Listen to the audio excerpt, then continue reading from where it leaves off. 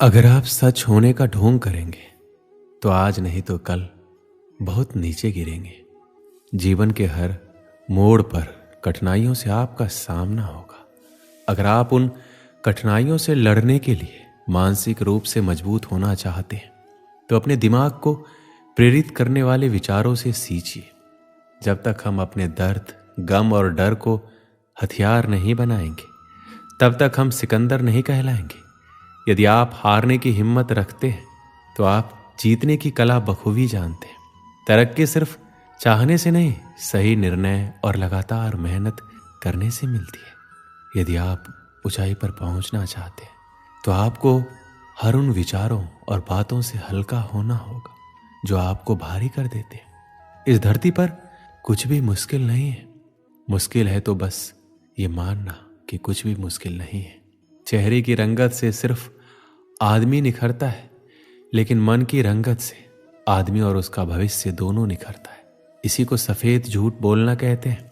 इसी सफेद झूठ के चक्कर में लोग वह नहीं कर पाए जो वो कर सकते थे।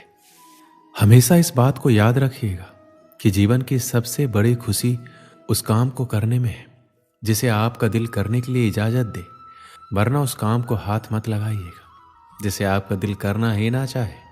अगर आपसे कोई कहे कि ये काम तुमसे नहीं हो सकता तो उसका सीधा सीधा यही मतलब होता है कि इस काम को तुम्हारे सिवाय कोई और नहीं कर सकता। अगर आप किसी के एहसान तले नहीं रहना चाहते तो आप दिल और दिमाग से इतने मजबूत बनिए कि आपको कोई भी किसी तरह मुसीबत में ना ला सके। आप डटकर खड़े रहें तब तक जब तक मुसीबत टल ना जाए। खुद पर भरोसा और आत्मविश्वास बनाए रखिए। सारी कठिनाइयां अवसर में बदल जाएगी। क्या आपने कभी इस बात पर गौर किया है कि अवसर कठिन परिस्थितियों में जन्म लेती है? अगर आप और आपके आसपास के लोग बहुत सुखी हैं तो वहां क्या कोई अवसर पैदा होगा? नहीं ना। तो आज से आप ये मान लीजिए कि हमारे और कठिनाइयों के बीच जो जंग होता है, इसी बीच कठिनाई के गर्भ से अवसर पैदा होता है। यदि आपको इस बात से कोई फर्क नहीं पड़ता कि लोग आपके बारे में क्या सोचते हैं, तो लोगों को इस बात से भी फर्क नहीं पड़ता कि आप क्या करते हैं। इससे फर्क नहीं पड़ता कि आपके चेहरे की रंगत क्या है। फर्क तो इस बात से पड़ता है कि आपकी सोच की रंगत क्या है। आप समय ना होने का बहाना नहीं कर सकते, क्योंकि आपको भी तो वही 24 घंटे मिलते हैं, उतना ही जितना सफल और महान लोगों को मिलता है। समय का पहिया ये नहीं कहता कि धीरे चलो या तेज चलो। समय का पहिया कहता है मेरे साथ चलो और सफल बनो। यदि एक बार समय चला गया और आपने उसका सही उपयोग नहीं किया तो समझ लीजिए उसको बाद में बड़े अफसोस के साथ ये कहना पड़ेगा कि काश मैंने उस समय को बर्बाद ना किया होता तो आज मैं कुछ होता। यदि एक बार समय चला जाता है तो फिर अफसोस के अलावा और कुछ बाकी नहीं रहता। समय आपकी जिंदगी का सबसे कीमती तोहफा है जो ईश्वर ने सभी को समान रूप से दिया है। अब यह आपके ऊपर है कि आप उसका उपयोग कैसे करते हैं।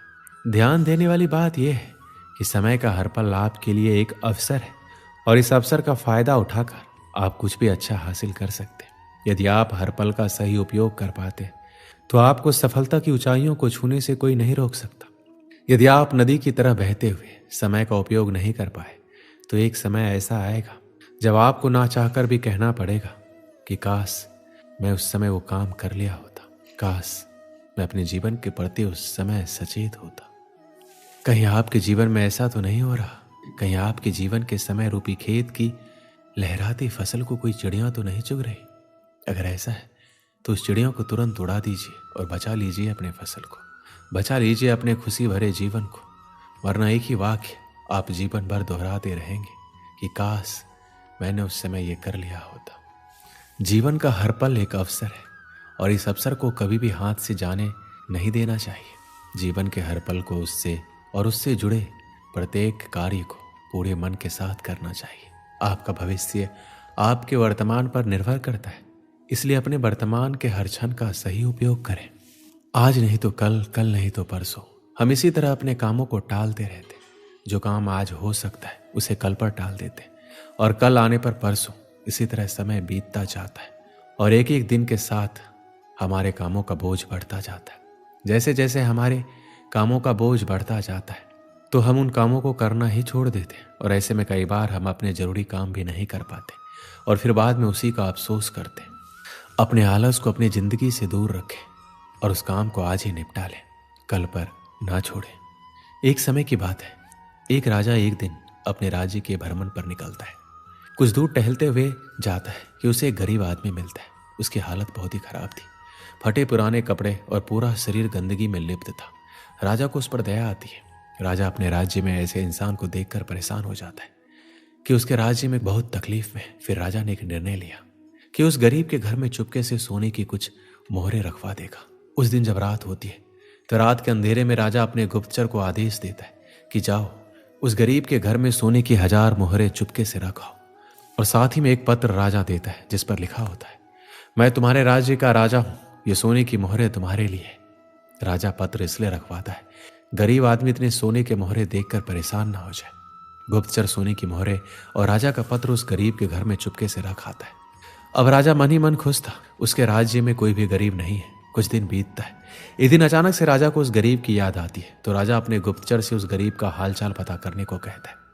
कुछ समय बाद गुप्तचर वापस आता है और राजा को बताता है कि वह आदमी अब इस दुनिया में नहीं रहा, वो मर चुका है। राजा को यह सुनकर बहुत बुरा लगा। राजा ने उसके मरने का कारण पूछा तो गुप्तचर ने बोला कि महाराज, वह गरीब आदमी कुछ दिन पहले बहुत खुश था, सबसे मिलता था, बातें करता था, उसके अंदर काफी बदलाव आ गया था। लोगों ने बताया कि वह अपने साथ एक पोटली लेकर घूमता रहता था। किसी को पोटली के बारे में कुछ नहीं बताता था, किसी को हाथ तक लगाने नहीं देता था। लेकिन महाराज पास के राज्य में एक दिन किसी काम से गया था तो उसकी वह पोटली कुछ लुटेरों ने चुरा ली, जिसके बाद वह बहुत बेचैन रहने लगा, पागलों की तरह बातें करने लगा। लोगों ने बताया कि उसकी हालत पहले से भी खराब हो गई थी। पहले तो वह लोगों के बीच में बैठता था, बातें करता था, लेकिन जब से उसकी पोटली चोरी हुई तब से वह किसी को भी अपने पास नहीं आने देता, इसलिए कोई भी चाहकर उसकी मदद नहीं कर पा रहा था। गुप्तचर पूरी बात कहते हुए राजा के सामने वह पोटली पेश करता है जिसमें 800 सोने की मोहरें होती है। राजा इन मोहरों को देखकर पहचान जाता है कि ये वही मोहरें थी जो राजा ने उस गरीब के घर में रखवाई थी, परंतु राजा ने तो 1000 मोहरें रखवाई थी, ये तो सिर्फ 800 है। राजा समझ जाता है कि वह गरीब आदमी 200 मोहरों की पोटली को लेकर घुमा करता था, जिसके चोरी हो जाने के बाद वह सदमे में चला गया और आखिरकार उसकी मौत हो गई। मुझे पता है कि आप क्या सोच रहे हैं। यही ना कि गरीब आदमी पागल था, 800 मोहरें बची थी, उसे अपना जीवन बेहतर बना सकता था, यही सोच रहे हैं आप। लेकिन अगर मैं यही सोने की मोहरें हटाकर उसे वक्त बोल दूं तो, जो थोड़ा सा गया है लेकिन ज्यादा आना अभी बाकी है। मैं इस कहानी के माध्यम से आपको यही समझाना चाहता था, जो खराब हो चुका है उसके बारे में सोचकर खुद को बर्बाद मत करो, जो बचा है उसे संवार लो। आशा करते हैं कि आप अपनी जिंदगी एक दिन जरूर संवार लेंगे। दोस्तों, इस वीडियो में बस इतना ही। मिलते हैं अगले वीडियो में, अपना ख्याल रखिएगा। जय श्री कृष्ण।